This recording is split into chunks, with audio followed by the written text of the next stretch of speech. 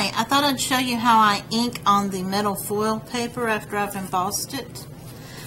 With regular paper you can use distress inks or any other types of inks, but with the foil paper distress inks wouldn't stick, obviously. So I emboss it in any embossing folder. I do find that Sizzix and Spellbinders usually have a deeper impression. I think that Stampin' Up! Also has a really deep impression in their embossing folders, but I don't actually own any of those.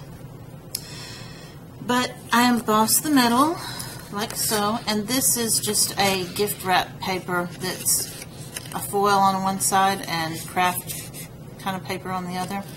And when it embosses, it curls up a little bit because you've rolled it between these big rollers with a lot of pressure, but it flattens back out and it'll be fine. So you get these. Then I go over it with Stays On.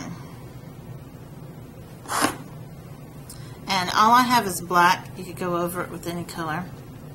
And first, when you open up your Stays On, you have to take a really big whiff, because I love black Stays On. I love the smell of it.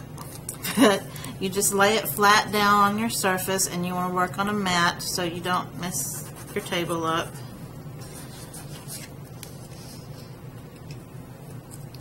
And you will have to let the Stays On dry for a little while, so try not to touch it. It will be wet at first.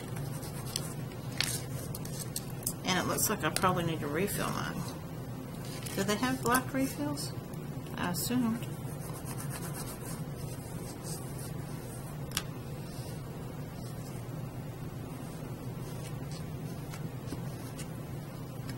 And hold it by the edges so it can dry. I'll go ahead and do this one too.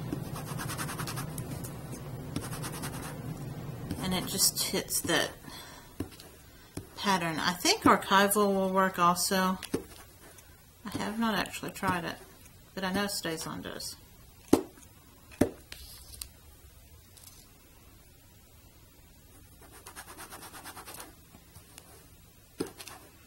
And I guess if I really didn't want to get ink on my hands, I could have taped this down to my nonstick craft mat first, and then it wouldn't shift and I wouldn't have to hold it.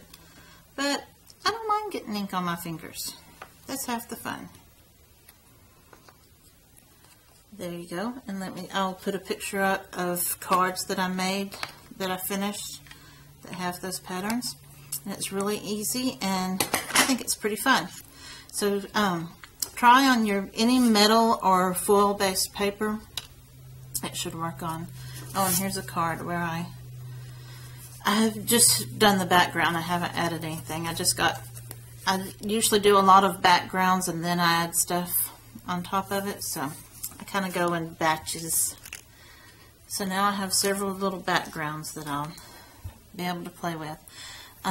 Thanks for watching. On the next video, I'm going to show you how to take the metal paper, the foil paper, and alcohol ink it, and then go over it with ink and remove the embossed areas.